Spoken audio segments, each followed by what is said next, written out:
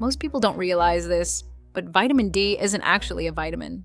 It's a hormone your body makes from sunlight, and it shapes your mood far more than you'd expect. And when you pair it with vitamin C, something interesting happens. You support two systems your brain depends on to stay steady, resilient, and emotionally balanced. Welcome back to Nourish Your Mind. Today, we're diving into the sunshine duo, vitamin C and vitamin D, and why most people are running low without knowing it. Let's keep this practical, simple, and rooted in the real world. Let's start with vitamin C, one of the simplest, most accessible ways to support your mood. Here's what the research shows. People with higher vitamin C levels tend to report better moods and more positive emotional states. Yes, partly because they often eat healthier diets. But that's not the whole story. Vitamin C appears to support mental health directly, not just as a marker of diet quality. That's important. So, how vitamin C supports mood?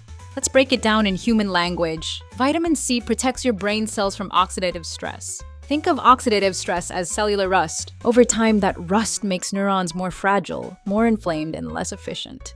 Vitamin C acts like an internal shield, a true antioxidant. It doesn't perform miracles, though, but it just gives your brain a cleaner, calmer environment to function. Vitamin C influences stress hormones. It helps modulate cortisol, the stress hormone, so your system doesn't stay in fight or flight all day. It's subtle, but subtle matters when you're dealing with mood. Vitamin C has epigenetic effects, meaning it helps influence how certain genes behave, especially genes involved in inflammation and brain regulation. Basically, it works like a switch that turns your genes on and off, especially the ones your brain needs to work properly. Plus, it controls inflammation in your body. Fruits and veggies are your best bet for vitamin C. Here are the top ones that are absolutely packed with it: guava, black currants, raw yellow and red bell peppers, green chili peppers, raw kale, cooked broccoli, kiwi, Brussels sprout, strawberry, papaya, orange, and many more. And hey, if content like this helps you be healthier, hit the like button. It helps more people find this kind of science-based mental health information. Now let's move to the big one. But first, let me ask you, have you ever noticed that you feel better on sunny days? I lived in Vancouver, Canada for 7 years, and I always got the blues during those rainy, dark winter months. I barely saw the sunlight, and it deeply affected my mood. The evidence is overwhelming. Vitamin D is critical for mental health. Studies show that vitamin D supplementation results in significant improvements in depression symptoms. This isn't subtle. We're talking about measurable, meaningful improvements in mood, and that's because vitamin D behaves like a hormone.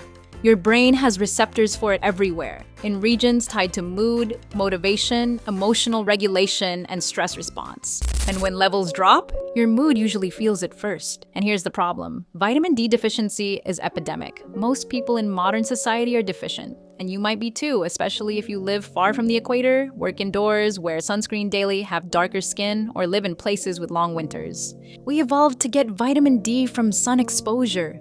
Modern life took that away. By keeping us inside most of the time, we're not getting what our brains need. How to get vitamin D then? Well, there are no shortcuts. The gold standard is sunlight on your bare skin for 15 minutes daily, depending on your skin tone and location. But realistically, most people can't rely on sunlight alone, especially in winter, especially in northern latitudes, especially if you work indoors. Food helps, but not enough. You can get small amounts from egg yolks and cold water fish like wild salmon and sardines, but food sources rarely deliver optimal amounts compared to what you'd get from sun exposure. This is where supplementation becomes essential. If you can't get adequate sun exposure, and let's be honest, most of us can't, you need to supplement with vitamin D3. Most adults need 2,000 to 5,000 IU of vitamin D3 daily to maintain optimal levels. Optimal meaning 50 to 70 nanograms per milliliter on a blood test. But needs vary, so know your number and supplement based on reality, not guesswork. And if you want a clear, science-based breakdown of vitamin D, the exact forms to use, ideal daily doses, therapeutic doses, symptoms of deficiency, and how it interacts with other supplements like K2 and magnesium, I've put together a complete vitamin D guide. The link for Vitamin D Made Simple is in the description. It's everything you wish your doctor had explained. There's one more quick note before we move on. When you supplement vitamin D, two nutrients become especially important: vitamin K2 and magnesium. You don't need to memorize anything here. Just understand the basics.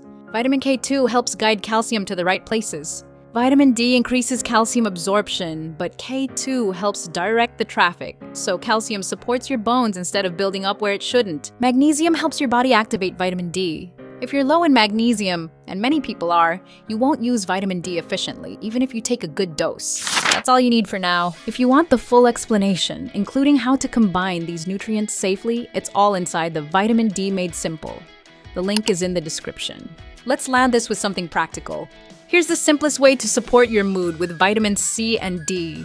Add kiwi or citrus fruit to breakfast. Swap a processed snack for strawberries. Use peppers in salads or steamed broccoli or Brussels sprouts. Get sunlight when possible. Supplement vitamin D, especially if your lifestyle keeps you indoors. Pair vitamin D with healthy fats for better absorption. Take vitamin K2 and magnesium. Get Vitamin D Made Simple to have a clear, easy-to-follow guide to boosting your health and energy. This isn't about perfection. It's about giving your brain what it needs to do its job.